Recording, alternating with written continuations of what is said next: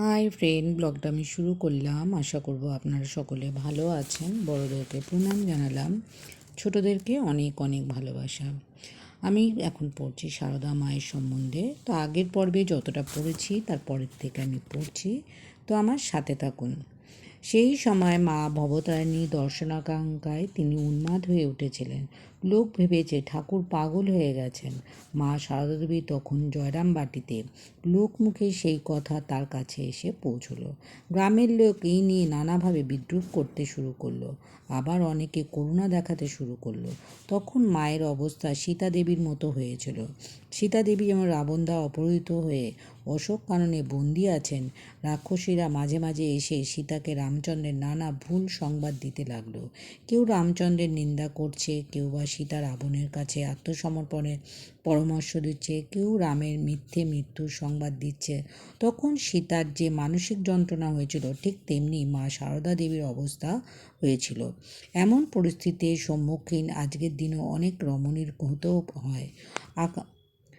অকারণে স্বামীর নিন্দা শুনতে হয়। কর্মসূত্রে বাসস্থানের দূরত্ব তাদের মধ্যে মানসিক দূরত্ব সৃষ্টি করে। মা সারদা দেবীর কাছে এই সমস্যার সমাধান করা খুবই কষ্টসাধ্য ছিল, কারণ তখনকার সময় মেয়েরা স্বামীর খবর নিতে স্বামীর কাছে যাবে তা অভাবনীয় ছিল। শ্রীমা সারদা দেবী যা শুনেছেন তা চাক্ষুষ করার জন্য 60 কিলোমিটার পথ পায়ে হেঁটে জয়রামবাটি থেকে দক্ষিণেশ্বরে গিয়েছিলেন। তখন মায়ের বয়স বা কী ছিল? এই ঘটনা এখনকার মেয়েদের বাস্তব সত্য উদ্ঘাটন পথ দেখিয়েছে। শ্রী শ্রী মা শিখিয়েছেন, প্রয়োজনের সময় তার সেবা করতে গিয়েছিলেন এবং স্বামীর পাশে দাঁড়িয়েছিলেন। শ্রীরামকৃষ্ণ দেব নিজে তাকে ডেকে দক্ষিণেশ্বরে আনেননি। তিনি নিজে গিয়ে ঠাকুর ও তার ভক্তদের সেবা ভার তুলে নিয়েছিলেন। শ্রীরামকৃষ্ণ দেবের সাধন জীবনের সহায়তা করেছিলেন। শ্রীরামকৃষ্ণের কাছে দৈনন্দিন কাজ ও জপ ধ্যানের শিক্ষা গ্রহণ করেছিলেন। শ্রীমায়ের জীবন এই যুগের মেয়েদের শেখায় কী করে পরাধীনতার গণ্ডি ভেঙে নিজের পায়ে দাঁড়াতে হয়। বর্তমানকালে পুরুষতান্ত্রিক সমাজে নারীর ওপর পুরুষের অত্যাচার আগের থেকে অনেকটা কমেছে, কিন্তু পুরোপুরি শেষ হয়ে যায়নি। শ্রী শ্রী মা সারদা দেবী নারীর ওপর পুরুষের অত্যাচার একেবারে সহ্য করতে পারতেন না।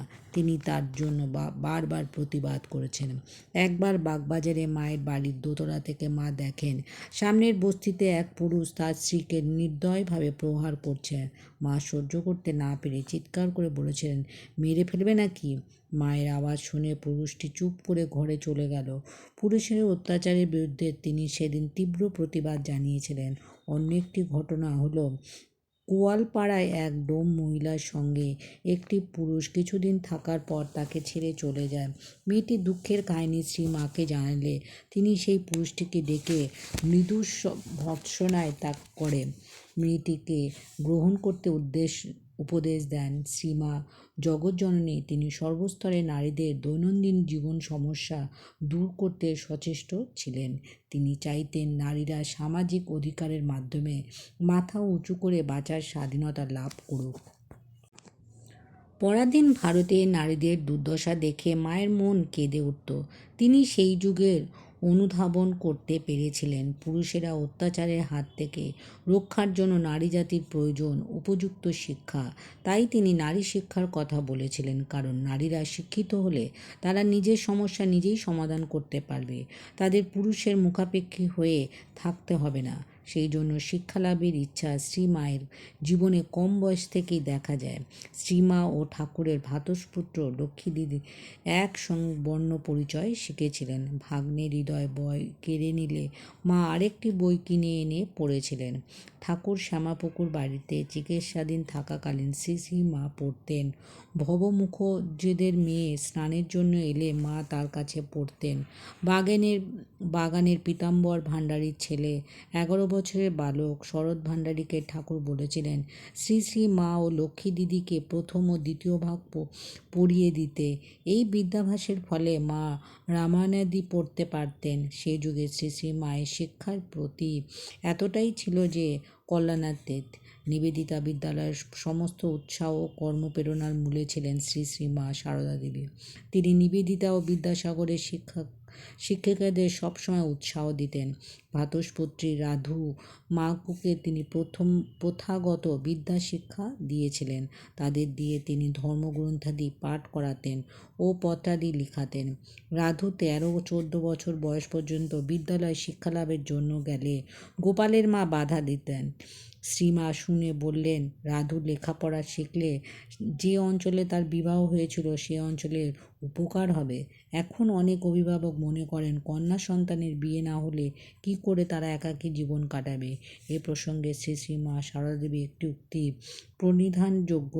জনৈক ভক্ত মহিলার মুখে তার 5 কন্যা সন্তানের বিয়ে হয়নি শুনে মা বলেন, বিয়ে দিতে না পারো এতে ভাবনা করে কি হবে?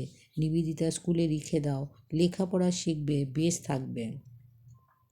স্বামীজির একান্ত ইচ্ছায় নারী জাতির উন্নতির জন্য নিবেদিতা কলকাতার বাগবাজার বালিকা বিদ্যালয় স্থাপন করেন। 1898 সালে 13ই নভেম্বর কালী পুজোর দিন শ্রী শ্রী মা সারদা দেবী গোপাল মা ও যোগীন মার সঙ্গে বিদ্যালয় প্রতিষ্ঠার জন্য আসেন। সেই বিদ্যালয় প্রতিষ্ঠা কার্যের দিন স্বামীজি, স্বামী ব্রহ্মানন্দ মহারাজ ও স্বামী শারদানন্দ মহারাজ উপস্থিত ছিলেন। শ্রীমা নিজ হাতে বিদ্যালয় প্রতিষ্ঠার পূজাদি করেন। পুজো সমর্পণের পর শ্রীমা আশীর্বাদ করে বলেন, আমি প্রার্থনা করছি যেন এই বিদ্যালয়ের ওপর জগৎমাতার আশীর্বাদ বর্ষিত হয়। এখান থেকে শিক্ষাপ্রাপ্ত মেয়েরা যেন আদর্শ বালিকা হয়ে ওঠে। শ্রী শ্রী মা নিজ হাতে নারী শিক্ষার জন্য বিদ্যালয় স্থাপন করে ভবিষ্যৎ নারীর শিক্ষা স্বাধীনতার বীজ বপন করে গেলেন। যে কোনো জাতি স্বাবলম্বী হয়ে ওঠার জন্য অন্যতম প্রধান উপকরণ হলো অর্থ। নারী জাতির স্বাবলম্বী হওয়ার জন্য অর্থ প্রয়োজন। তারা যদি নিজেদের কিছু অর্থ রোজগার করতে পারে তার উপরে মুখাপেক্ষা হতে হয় না। তারা নিজেরাই নিজেদের ভালো মন্দ বিচারের স্বাধীনতা পায়। এই জন্য তাদের অর্থনৈতিক স্বাধীনতার কথা শ্রীমা সারদা দেবী অনুধাবন করতে পেরেছিলেন। 1905 সালে জয়রামবাটির কাছে কোয়ালপাড়া গ্রামে কিছু ছাত্র যুবক স্বদেশী আন্দোলনের উদ্দেশ্যে একটি আশ্রম স্থাপন করেন। স্বদেশী আন্দোলনের আশ্রমে যুবকরা গুরুত্বপূর্ণ ভূমিকা নিয়েছিলেন। তারা বিলিতি দ্রব্যের অগ্নিসংযোগ করার জন্য স্বদেশী প্রচার করেছিল। সেই সময় দেশের ভয়ঙ্কর অন্নবস্ত্রের অভাব দেখা দিলে শ্রী শ্রীমা তাদের একদিন বলেছিলেন, দেখো তোমরা বন্দে মাতরম করে হুজুগ করে বেরোয়ো না, তাঁত করো, কাপড় তৈরি করো। আমার ইচ্ছে হয় আমি একটা চরকা পেলে সুতা কাটি, তোমরা কাজ করো। প্রথম বিশ্বযুদ্ধের সময় দেশ জুড়ে ভয়ানক অর্থনৈতিক সংকট, খাদ্য বস্ত্রাভাব, বেকারত্ব মানুষকে চরম দরিদ্রতার দিকে ঠেলে দিয়েছে। দেশের বস্ত্রাভাব এমন রূপ ধারণ করেছিল যে পরনে কাপড়ের অভাবে মানুষ বাইরে বের হতে পারত না। বস্ত্রের জন্য হাট লুট হচ্ছিল, ডাকাতি হচ্ছিল, মেয়েরা লজ্জা নিবারণ করতে না পেরে আত্মহত্যা করছিল। শ্রীমা সব শুনে বালিকার মতো উচ্চস্বরে কেঁদে বলেছিল, ওরা কবে যাবে গো, কবে যাবে গো? একটু থেমে আবার বলতে লাগলেন, তখন ঘরে ঘরে চরকা ছিল, খেতে কাপাস চাষ হতো, সকলে সুতো কাটতো, নিজেদের কাপড় নিজেরাই করিয়ে নিত। কাপড়ের অভাব ছিল না। কোম্পানি এসে সব নষ্ট করে দিল। কোম্পানি সুখ দেখিয়ে দিলে টাকায় 4খানায় কাপড়, 1খানা ফাও, সব বাবু হয়ে গেল। চরকা উঠে গেল, এমন বাবু সব কাবু হয়েছেন। মাদ্রাজের 2টি বয়স্ক কুমারী মেয়ে নিবেদিতা বিদ্যালয়ে পড়াচ্ছে দেখে শ্রীমা এক সঙ্গে খুশি ও দুঃখীও হয়েছিলেন।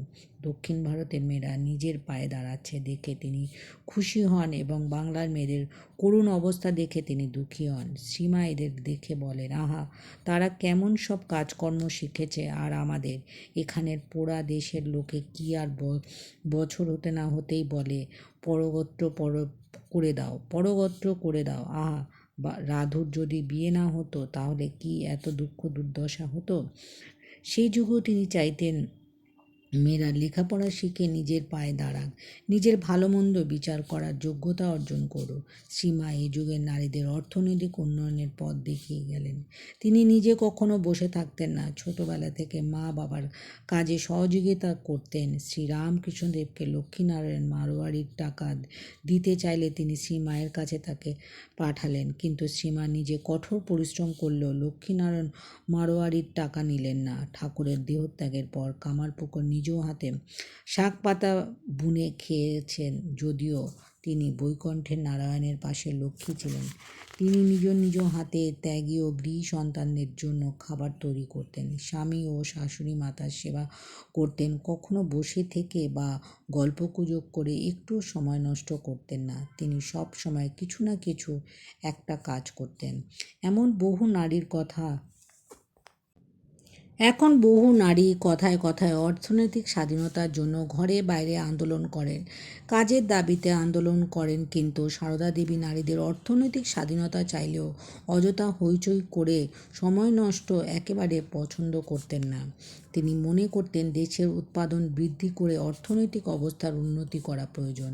তখনকার দিনে গ্রামে এক রমণী যথার্থ অর্থনৈতিক বিশেষজ্ঞের মতো নারীদের আর্থিক উন্নতির পথ দেখিয়েছিলেন, যা আজকের দিনে সকল নারীর অনুপ্রেরণা যোগায়, নবীন প্রজন্মের কাছে শিক্ষণীয়। শ্রীমা নারীদের পথ দেখিয়েছিলেন কিভাবে তারা নিজের সমস্যা নিজেই সমাধান করতে পারে। তার প্রদর্শিত পথ ও অনুপ্রেরণা আজকের দিনের নারীদের অর্থনৈতিক ও সংকট দূরীকরণের পথ দেখায়। ভারতীয় নারীদের একটি প্রধান সমস্যা হলো জাত পাত, ছুত মার্গ, দেশাচার, অন্ধ কুসংস্কার, আচার বিচার, প্রথা ও ধর্মের বাহ্যিক আড়ম্বর তাদের নির্দিষ্ট গণ্ডিতে সীমাবদ্ধ করে রাখা। সেকালে বাল্য বিধবাকে অকারণে যথেষ্ট সাধন করতে হতো। শ্রীমা সারদা দেবী সকলের বিরুদ্ধে সব সময় প্রতিবাদ করেছিলেন। তিনি ছিলেন একাধারে কুসংস্কার মুক্ত ও বাস্তব বুদ্ধি সম্পন্না রমণী। তার কয়েকটি উদাহরণ এখানে তুলে ধরছি। শ্রীমা বাল্যবিধবা ক্ষীরোদবালাকে বলেছিল, বাছা, অনেক কঠোর করেছ, আমি বলছি আর করো না। দেহটাকে একেবারে কাঠ করে ফেলেছ, দেহ নষ্ট হলে কিভাবে ভজন করবে।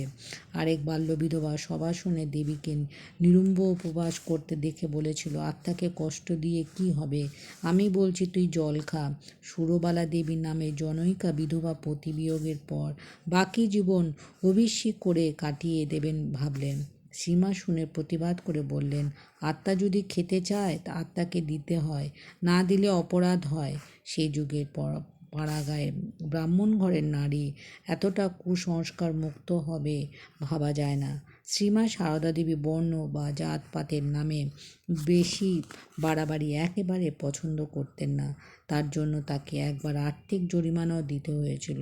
সেই যুগে একটি প্রধান সমস্যা হলো ব্রাহ্মণরা অকারণে অব্রাহ্মণকে শোষণ করতে শ্রীমা চাইতেন না। জন্মগত ব্রাহ্মণ নয়, কর্মের মাধ্যমে সকলকে ব্রাহ্মণ উপনীত হবে। অর্থাৎ ব্রাহ্মণও যদি নিজ কর্ম করে তাহলে সে ব্রাহ্মণত্ব হারাবে, আবার অব্রাহ্মণও নিজ কর্মগুণে ব্রাহ্মণে উপনীত হতে পারে। যারা অব্রাহ্মণ হয়েও ব্রাহ্মণ তুল্য তাদের প্রমাণ করতে তিনি সবসময় বলতেন, রাধুকে বলতেন বৈদ্য শ্যামদাস কবিরাজকে প্রণাম করতে। পীতাম্বরনাথকে নামে জনৈক ভক্ত নিচু জাত বলে শ্রীমায়ের কাছে আসতে সংকোচ করত। শ্রীমা বলতেন, কে বলেছে তুমি হীন জাত, তুমি আমার ছেলে, ঘরে এসো বসো। তিনি দেশাচারকে সম্মান দিয়ে জাতপাতকে তেমন গুরুত্ব দিতেন না।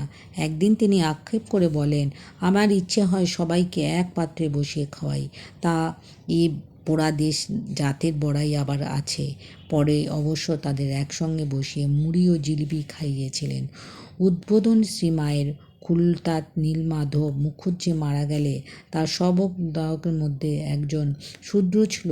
দেখে গোপাল মা এটা অশাস্ত্রীয় বলে শ্রীমায়ের দৃষ্টি আকর্ষণ করলে তিনি বলেন, শূদ্রকে গোপাল, ভক্তের জাত আছে কি? ধর্মের নামে বেশি শুচিবাই শ্রীমা একেবারে পছন্দ করতেন না। তিনি মনে করতেন বেশি শুচিবাই একেবারে সামাজিক ব্যাধি। একদিন নলিনী দিদির গায়ে কাকের প্রস্রাব তিনি স্নান করেছিলেন দেখে শ্রীমা বলেন, শুচিবাই মনে করে কিছুতেই শুদ্ধ হয় না, আর শুচিবাই যত বাড়বে তত বাড়বে। আমিও তো দেশে কত শুকনো পিঠা মুড়ি 2 বার গোবিন্দ গোবিন্দ বললুম, ব্যাস শুদ্ধ হয়ে গেল। মানেতেই সব, মনেতেই সব শুদ্ধ, মনেই অশুদ্ধ। ভিডিওটা ভালো লাগলে লাইক করো, শেয়ার করো, সাবস্ক্রাইব করো, সাথে কমেন্টও করো। এতক্ষণ আমার সাথে থাকবার জন্য অনেক অনেক ধন্যবাদ।